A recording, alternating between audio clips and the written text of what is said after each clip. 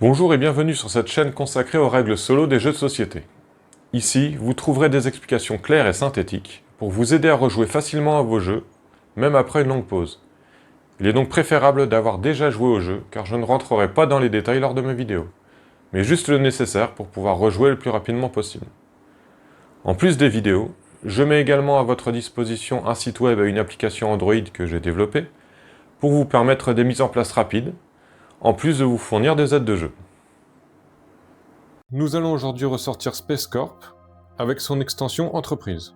Pour le mode solo et pour la vidéo, j'ai choisi cette corporation, Inframax.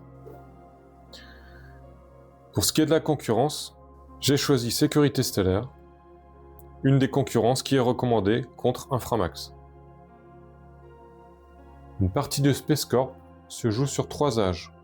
L'âge navigateur, qu'on peut voir ici. Ensuite, on verra l'âge planétaire et l'âge stellaire. Le but du jeu est de remporter plus de terres à crédit que la concurrence. Pour ce faire, on va devoir construire des bases sur par exemple la Lune, sur Mars, des points de Lagrange et bien d'autres endroits. Mon plateau joueur m'indique que je commence avec une carte départ au hasard. Celle que j'ai piochée est nacelle de transport. Je vais maintenant vous montrer comment se déroulent quelques tours dans l'ère navigateur, et ensuite on passera à l'ère suivante.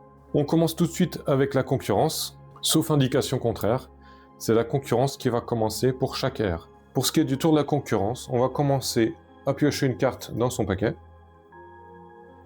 et à exécuter l'instruction qu'on retrouve ici.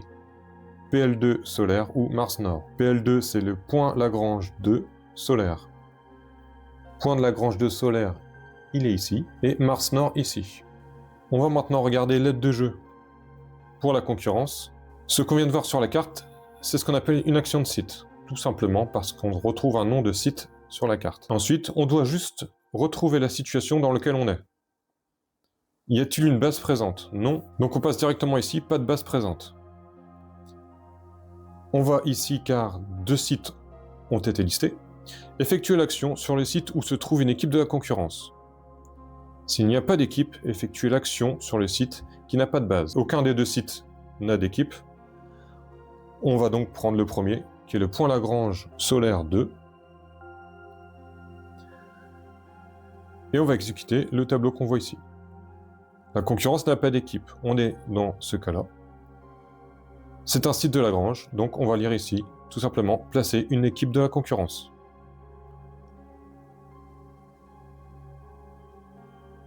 L'action de la carte concurrence est maintenant faite. Avant de passer à mon tour, je dois maintenant regarder sur la liste des contrats si la concurrence peut en réaliser un.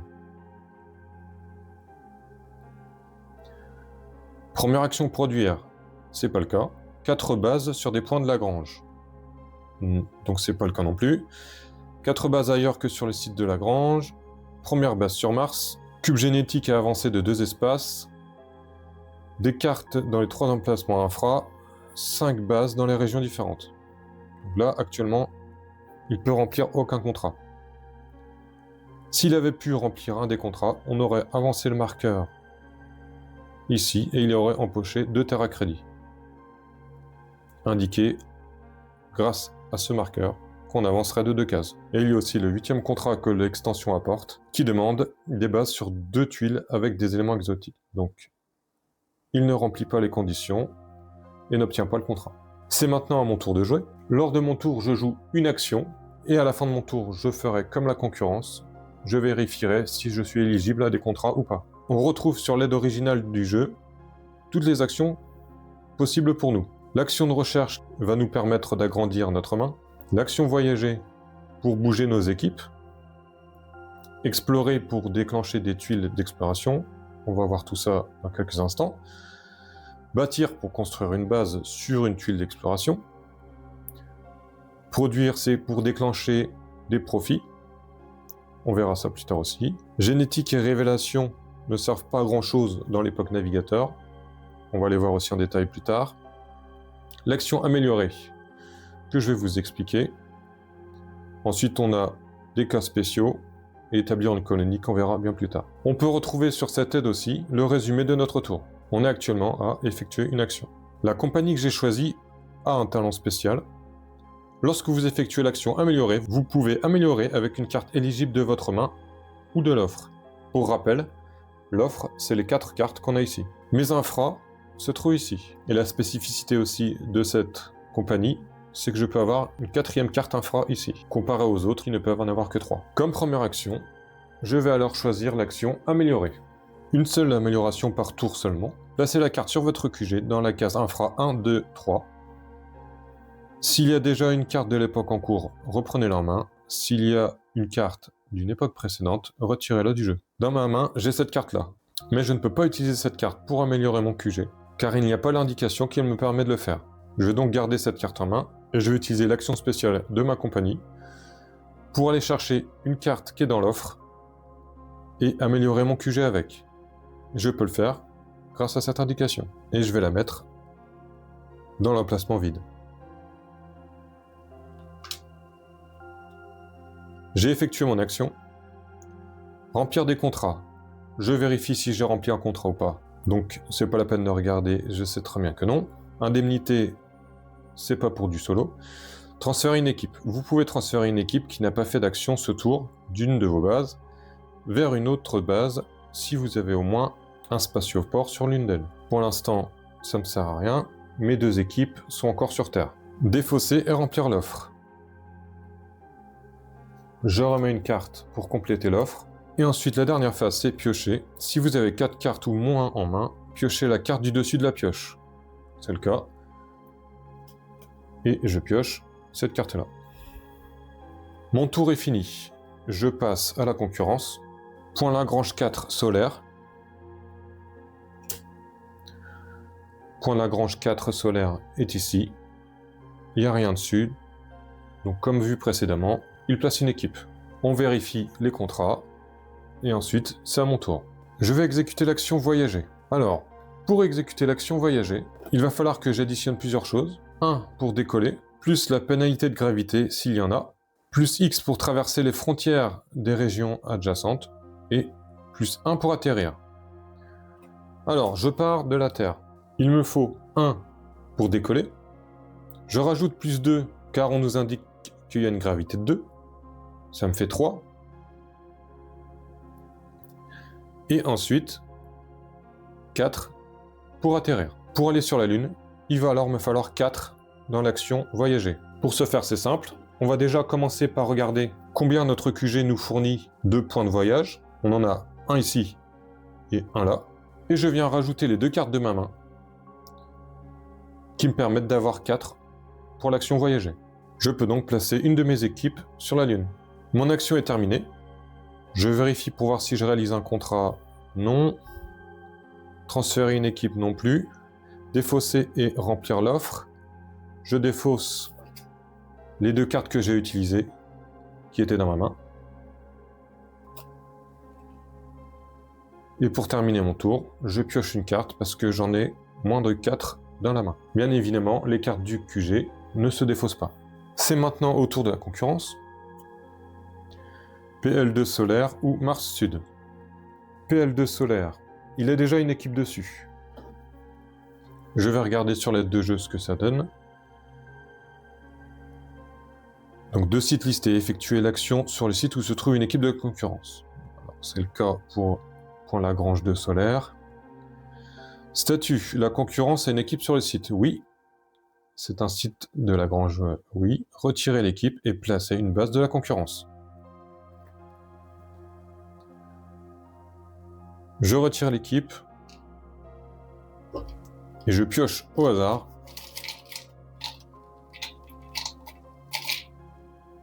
une base. Il va mettre un spatioport. Au moment où la concurrence place une base, on regarde sur l'aide de jeu son effet.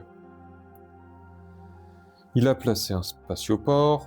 Nous sommes dans la première ère navigateur. Le site est un point Lagrange, donc il remplit la condition, il va avoir la récompense. Même si la condition n'avait pas été remplie, la base serait restée en place, mais la concurrence n'aurait pas reçu le bonus. Alors ici, ça nous dit, si la concurrence a au moins une autre base, elle prend le marqueur premier au-delà s'il est disponible. Il n'a pas d'autre base, donc il ne prend pas le marqueur. Le marqueur en question, il est ici. Pour l'obtenir, en tout cas pour un joueur, il faut placer une équipe ici. Et l'équipe qui est placée ici ne peut plus jouer jusqu'à la fin de l'ère. Par contre, ça nous faut obtenir ce jeton, qui nous permettra d'avoir un bonus lors de la prochaine ère. Par contre, si c'est la concurrence qui l'obtient, c'est elle qui commencera avec un bonus. On vérifie encore une fois les contrats, et on passe à mon tour. Je vais essayer de construire une base sur la Lune, mais avant ça, il faut que j'explore. Toutes les cases d'exploration doivent être découvertes avant de pouvoir construire. On peut voir ici le coût de l'exploration, E1. Ça signifie qu'il va falloir que je dépense 1 en exploration pour pouvoir mettre une tuile découverte dessus. Je vais pouvoir faire l'action d'exploration, car j'ai 1 pour l'action explorée. C'est l'action que je vais exécuter pour mon tour. Lors de l'action explorée, on va prendre une tuile correspondante à la case. On gagne immédiatement le bonus indiqué sur la tuile, ici Inter à crédit, et je place mon équipe dessus pour dire que je revendique le site. Si jamais la concurrence ramène une équipe ici et construit une base alors que j'ai revendiqué le site, je gagnerai 2 terres à crédit. Si par contre à l'inverse c'est la concurrence qui a revendiqué le site et que je construis dessus, la concurrence gagne 2 terres à crédit et son équipe est retirée et mise dans la case de la concurrence. Donc voilà, la différence, c'est surtout que mon équipe ne sera jamais retirée, contrairement à l'équipe de la concurrence. Pour finir mon tour, je vérifie les contrats. Et ensuite, je pioche une carte. Parce que j'en ai pas encore 4 en main. C'est au tour de la concurrence. 1 découverte et contrat 6. Là, on a affaire à une action découverte et contrat. S'il y a un ou plusieurs sites explorables occupés par une équipe de la concurrence, piochez et placez une tuile découverte sur le site avec le plus grand numéro. Placez l'équipe sur la tuile et la concurrence gagne les terres à crédit indiquées sur la tuile. Alors on regarde, la seule équipe qui là se trouve sur un point de la grange solaire, et il n'y a pas de site explorable. Ça signifie qu'on ne peut pas exécuter la partie découverte. Par contre, contrat 6, si le contrat indiqué n'est pas rempli et qu'il n'y a pas d'équipe de la concurrence, placez-en un dessus. Alors il nous a dit contrat 6.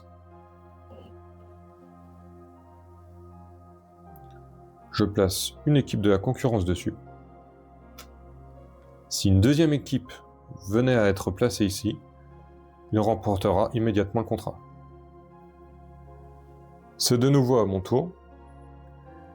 Pour pouvoir construire sur un site, je vais devoir regarder la valeur B, ici, on a B2.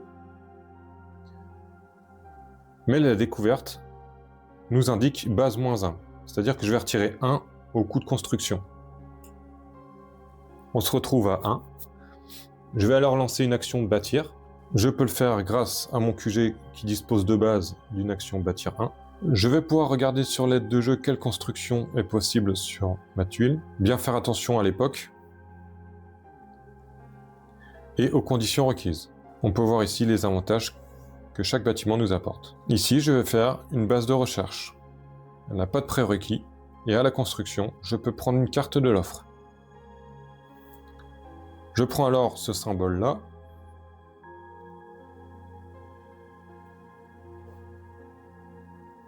Et je place sur ma tuile. Je choisis une carte dans l'offre. Par exemple celle-là. Je la mets dans ma main. L'action de mon tour est terminée. Je regarde les contrats. J'en ai aucun. Transférer une équipe, non. Remplir l'offre. Et piocher une carte. Et on va faire encore un tour pour la concurrence. Une action d'offre 2-4 avec le symbole de l'ère actuelle.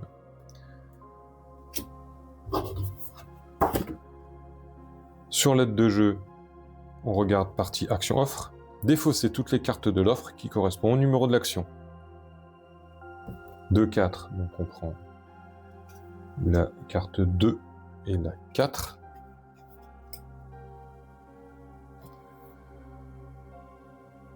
La concurrence gagne un terre à crédit pour chaque carte défaussée avec une action correspondante au type indiqué dans l'action de l'offre. Quand le type indiqué, c'est le symbole de l'âge en cours, On regarde sur le plateau de la concurrence. Est-ce que j'ai une action améliorée voyager sur une des cartes que j'ai retirées? Donc oui. Plus 1 terrain crédit pour la concurrence. Ensuite, une action améliorée bleue. Non. Une améliorée bâtir non plus. Une recherche non plus. Là, il gagne 1 terrain crédit pour les cartes qu'il a défaussées. La dernière partie de son action dit « Remplissez les cases d'offres l'une après l'autre. Si une carte atout est piochée, la concurrence bénéficie de l'effet correspondant. Défaussez ensuite la carte et piochez-en une autre. » Première carte, pas d'atout. Deuxième carte, on a un atout. L'atout avec le nom pillage. Comme indiqué ici, voir au dos, l'action pillage pour la concurrence. Donc on n'effectue pas l'action qui est marquée sur la carte en solo, mais on se fie au tableau. Pour la carte pillage pour la concurrence, choisissez et défaussez la moitié des cartes de votre main arrondies à l'inférieur. J'ai 4 cartes en main, j'en choisis 2 et je les défausse. La carte pillage est défaussée et remplacée par une autre dans l'offre. La concurrence a fini son tour et je vais pouvoir en commencer un autre. Vous continuez ainsi jusqu'à la fin de cette époque. Sur l'aide de jeu, on peut retrouver les conditions de fin d'époque. L'une des conditions, c'est à la fin de n'importe quel tour, si 6 contrats ou plus de cette époque ont été réclamés, l'époque s'arrête immédiatement. Ou sinon, l'une des pioches est vide. Vous faites le dernier tour et l'époque s'arrête. L'une des pioches, c'est-à-dire la pioche principale ou la pioche du concurrent. Dernière chose aussi en ce qui concerne le QG, quand je fais l'action améliorer, je peux très bien mettre une carte peut améliorer une infra sur n'importe quelle action.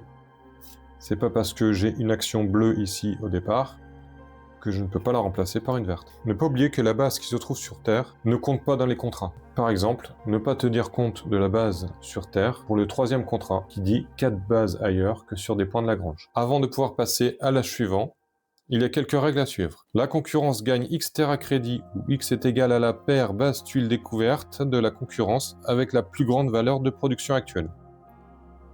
Alors avant de revenir sur ce point-là, je vais expliquer l'action produire. L'action produire fonctionne comme une action explorer, bâtir ou encore voyager. C'est-à-dire qu'en une action, je peux par exemple utiliser ces 2 cartes pour faire une action de produire 2. Chaque point dans produire va me permettre de lancer une production sur un de mes sites.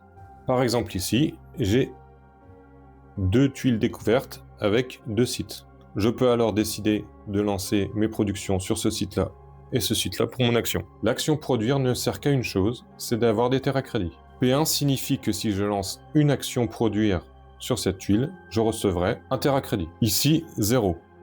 Par contre, j'ai des raffineries dessus. Une raffinerie, si je regarde sur l'aide de jeu, la valeur P de la tuile augmente de plus 1. Ce qui me fait 2 terrains crédits provenant de cette production et 1 terrain crédit provenant de cette production-là. Et donc en ce qui concerne la concurrence, on peut voir qu'elle a construit qu'une seule base sur une tuile qui contient un P.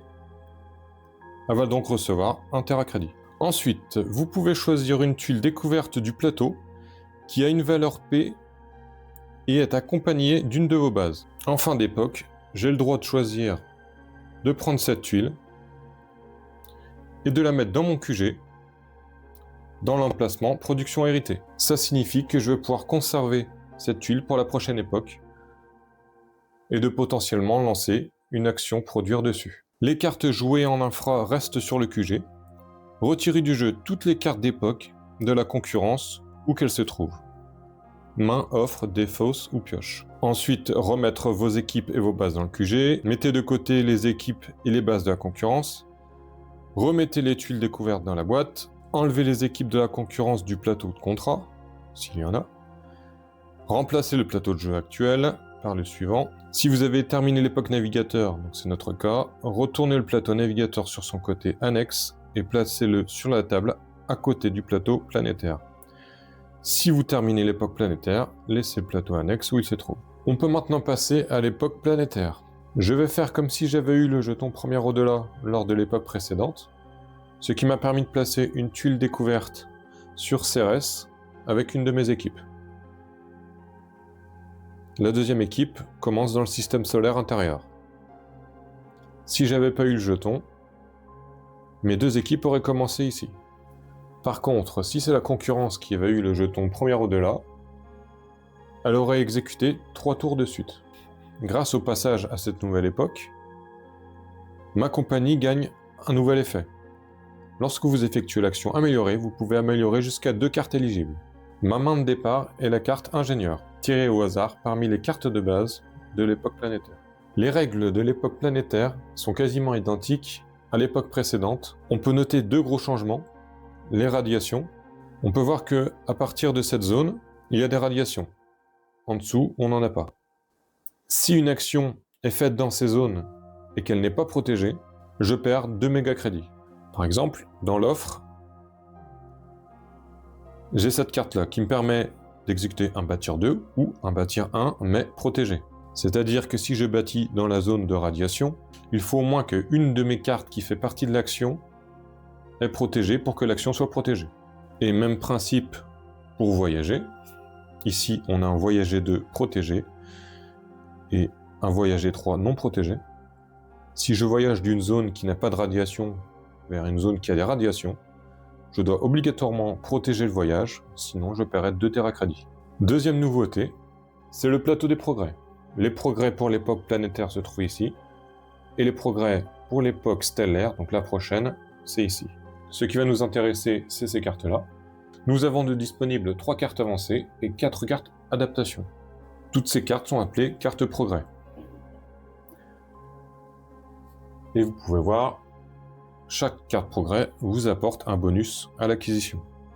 Si j'obtiens cette adaptation, tous mes voyages auront un voyage 5 supplémentaire. Comment les obtenir? C'est simple. Sur notre QG, j'ai pas encore parlé de la roue des progrès. Pour obtenir une adaptation, il faut bouger le cube génétique de 1, 2, 3, de façon à ce qu'il fasse un tour. Pareil pour le cube révélation. Et à chaque fois qu'un des cubes fait un tour entier, j'obtiens une carte correspondante. Donc une carte adaptation pour ce cube-là, ou une carte avancée pour ce cube-là. Pour pouvoir avancer ces cubes, il faut faire une action correspondante. L'action génétique, l'action révélation, grâce à des cartes qui contiennent l'action. Ici. Cette carte-là permet d'avancer d'une case mon marqueur génétique. Et ici, révélation. Je peux très bien utiliser plusieurs cartes. Par exemple, ces deux-là. En une action, je peux faire bouger mon cube révélation de 2 cases. Une petite nouveauté aussi à partir de cette époque, vous pouvez utiliser des téra-crédits pour compléter vos actions. Par exemple, imaginons que sur mon QG, j'ai une carte qui me permet de faire un voyager 3. Mais je désire placer mon équipe qui est sur le système solaire sur cet astéroïde ici. Si je fais le calcul, on est à 1 pour décoller, un autre pour passer cette zone, un troisième ici, et un quatrième pour me poser. Mais comme je ne peux exécuter qu'une action voyager de 3, j'utilise un téra-crédit pour la compléter et la passer à 4. Je peux utiliser cette méthode pour perdre jusqu'à 3 téra-crédits, mais la méthode ne peut pas être utilisée pour payer entièrement une action. Lors de cette époque, la concurrence va avoir une nouvelle action, l'action progrès. Parmi les cartes disponibles du plateau annexe, retirez la carte progrès indiquée dans l'action.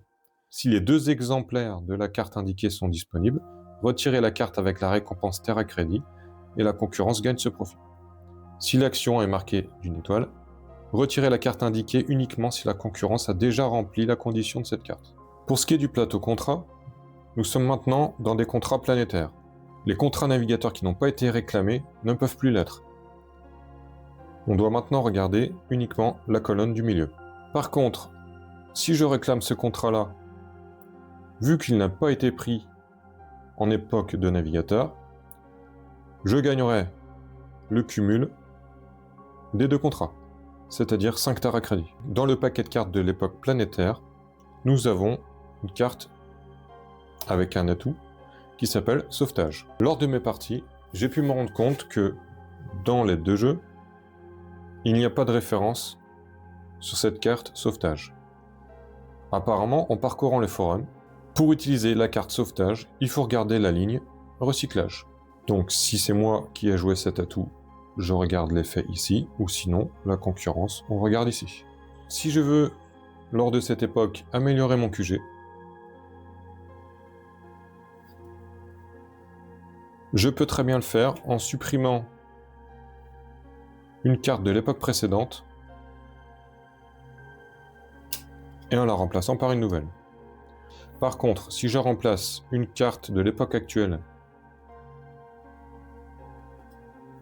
par une autre carte de la même époque, la carte que je viens de retirer revient dans ma main. Les conditions pour la fin de cette époque restent les mêmes, 6 contrats ou une pioche vide.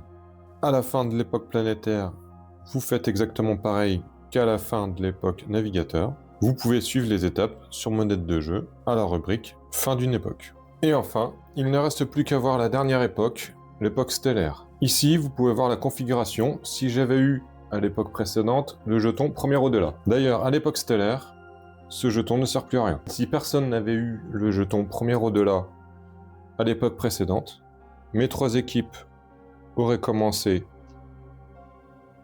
ici dans la zone sol. La concurrence aurait une équipe sur l'Human 16 et sur Alpha du Centaure.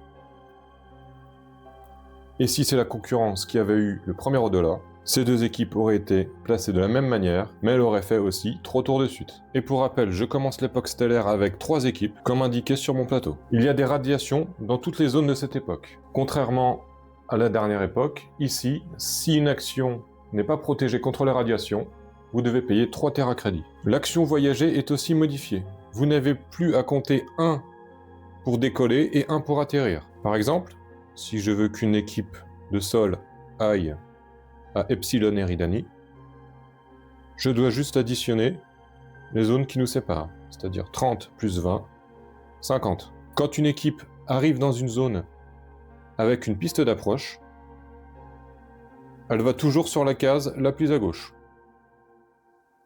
Au début de chacun de mes tours, chaque équipe dans cette piste avancera d'un cran,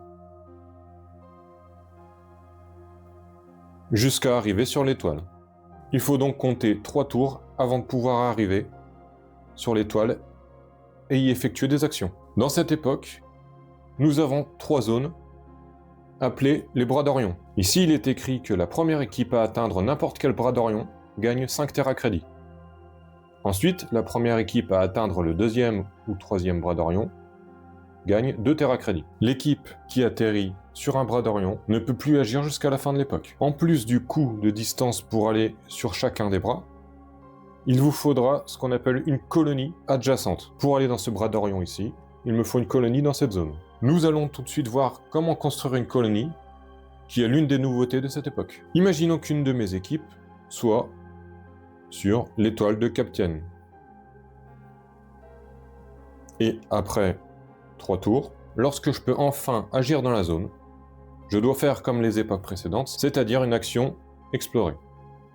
Le coût de l'exploration est indiqué ici, E7. Il me faut donc une action d'une puissance de 7. Et pour construire ici, 8. Par contre, au moment d'une exploration, si j'arrive à payer le E7, j'explore tous les endroits possibles de cette étoile. Imaginons que j'ai réussi à payer ce coût. Je place une tuile primaire et une tuile secondaire.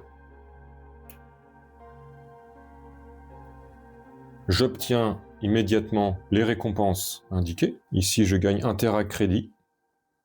J'avance de 1 mon cube génétique.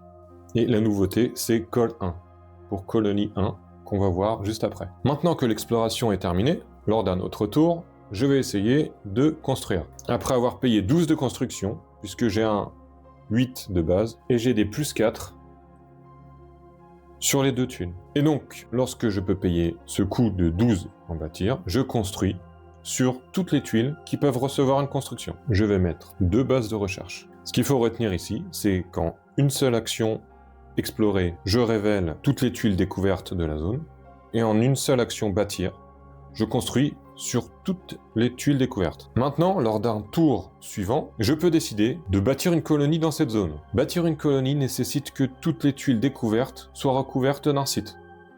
Ici, c'est le cas. La présence d'une équipe pour faire une colonie n'est pas obligatoire.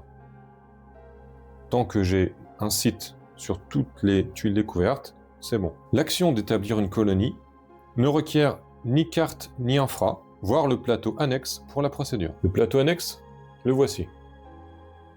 Action colonisée. Pas besoin de jouer de cartes. Éligible sur un système stellaire non sol, où vous avez une base.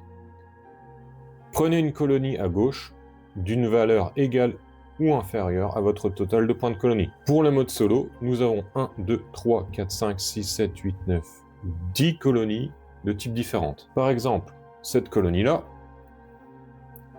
vous coûtera 4 points de colonie pour la construire. Une colonie peut avoir un bonus lors de sa construction, ou un bonus continu. Pour cette colonie-là, gagnez 1 Terra crédit pour chaque site où vous avez une base sécurité. Sinon, la plus petite colonie, pour 3, mais cette colonie ne fournit aucun bénéfice direct. On va voir juste après qu'en fin de partie, le nombre de colonies va nous rapporter du Terra crédit. Alors, comment fait-on pour payer ce coût en points de colonie?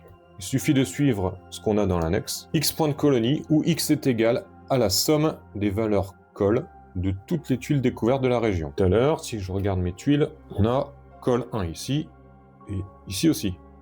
Donc on commence déjà avec 2 points de colonie. Ensuite, 1 point de colonie si vous avez déjà une colonie proche. C'est pas le cas. Et j'en profite pour parler de la notion de proche. Proche signifie une région qui est adjacente à la région en question, séparée de 20 de distance. Par exemple, Epsilon Eridani et Toseti, qui sont séparés que de 20. Ils sont considérés comme proches. 1 point de colonie s'il y a une base industrielle dans la région, c'est pas le cas. 1 point de colonie s'il y a plusieurs bases dans la région, donc c'est le cas, j'ai 2 bases. Certaines régions, comme ici, ne peuvent recevoir qu'une seule base. Donc nous sommes amenés à 3 points de colonie pour le moment.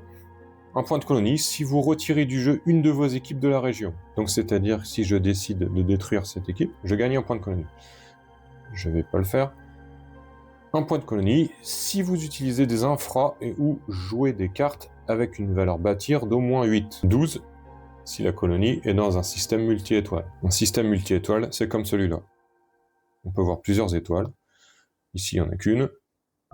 Ici aussi. En gros, si je fais une action bâtir 8, je peux gagner 1 PC.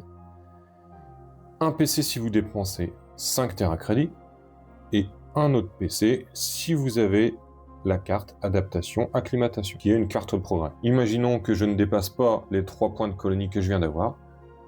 Ça me laisse qu'un seul choix. C'est la construction de cette colonie de base, qui ne me rapporte aucun bénéfice immédiat. Je la place donc ici, et en fin de partie, plus je vais avoir construit de colonies, plus je vais recevoir des Terra crédits. Pour ce qui est de la concurrence, cette partie-là ne va plus vous servir dans l'époque stellaire. Il va falloir regarder ici. C'est exactement le même principe qu'à gauche. Vous lisez jusqu'à tomber dans le cas où vous êtes. Maintenant que j'ai construit une colonie ici, je pourrais très bien envoyer mon équipe en faisant une action voyager de 120 vers ce bras d'Orion et toucher des Terra crédits en fonction de si je suis le premier à le faire ou pas. En époque stellaire, nous avons des cartes qui permettent de multiplier nos actions. Par exemple ici, voyager x3. Dans Space Corp, vous devez déjà additionner avant d'appliquer les multiplications. Par exemple, je désire utiliser 4 cartes de ma main pour voyager. 2 actions voyager x3, une action voyager 5 et voyager 3. Je fais donc 5 plus 3, 8, que je multiplie par 3 et que je remultiplie par 3 pour obtenir une action voyager de 72. Lors d'une action voyager, votre équipe ne peut bien évidemment pas s'arrêter dans une zone vide. Elle est obligée d'y passer, mais ne peut pas s'y arrêter. Au niveau des contrats, exactement comme les époques précédentes, sauf qu'ici, on va regarder la dernière colonne. Si je parviens à faire ce contrat, je vais gagner la somme de tous les contrats qui n'ont pas été précédemment réalisés. Ici, 6. Ici, 4, 5, 6, 7, 8, 9, etc. Quand 2 contrats stellaires ont été réalisés, vous devez faire un choix grâce à cette carte. Si je reste sur le profit final standard, on peut voir ici ce que mes colonies rapporteront. Sinon, je peux choisir cette face-là. Pour 1, 3 ou 4 joueurs, gagner un terrain crédit par colonie sur le plateau stellaire. D'ailleurs, c'est marqué ici, quand le deuxième contrat stellaire est rempli, placez cette carte à côté de votre QG sur la face de votre choix. La face visible détermine la façon de calculer votre profit final. Chaque nouvelle faction de Space Corp Entreprise a une carte de ce type-là, avec son nom décrit ici. Grâce à l'époque stellaire, nous avons aussi de nouveaux choix en termes d'avancée et d'adaptation qui sont disponibles. Attention, la partie fin d'une époque ne s'applique qu'à l'époque navigateur et planétaire. À la fin de l'époque stellaire, vous avez juste à appliquer votre carte et gagner des crédits en fonction des colonies, et ensuite de comparer votre total de terres à crédit à celui de la concurrence, et celui qui a le plus de terres à crédit remporte la partie.